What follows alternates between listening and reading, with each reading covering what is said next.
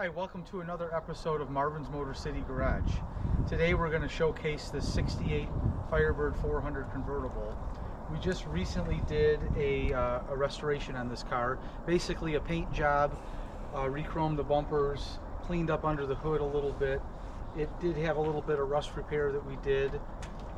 We restored some components of the interior, so we're just going to walk around and show you the car and tell you a little bit about it.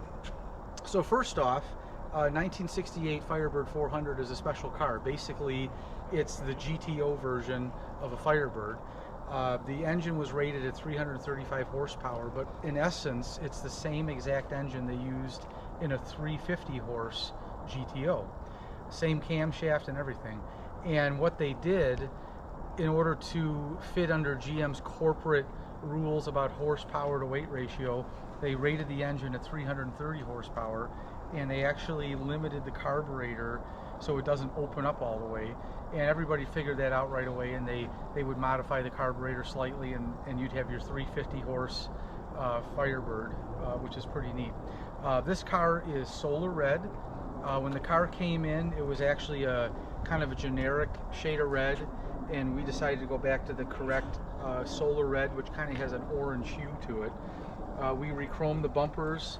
One thing special about a Firebird 400 is it had these extra chrome bars in the grille, and it had a Pontiac crest on the nose, and that is special for a Firebird 400. Of course, the hood, the emblems.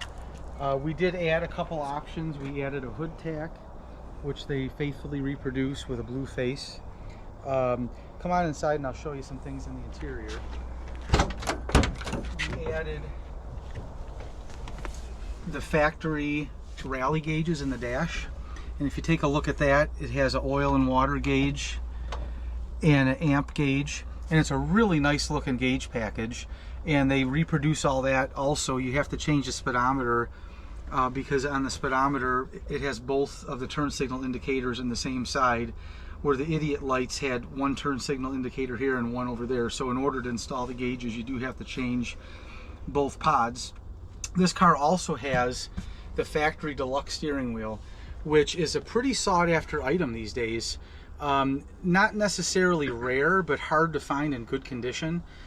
This wheel had a little bit of cracking. We went ahead and restored it, repainted it, repaired it with epoxy, and it came out really nice, and it's kind of the center point of the interior now.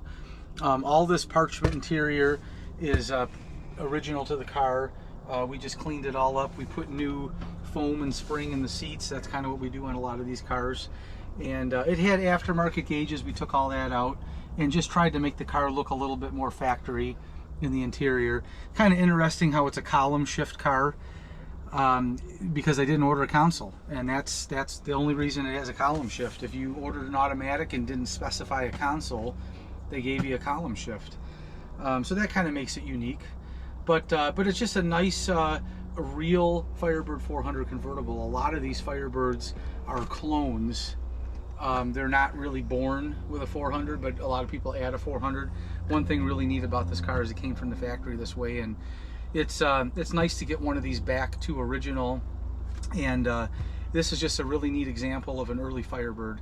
And if you like our videos, please like and subscribe. Thanks for joining us.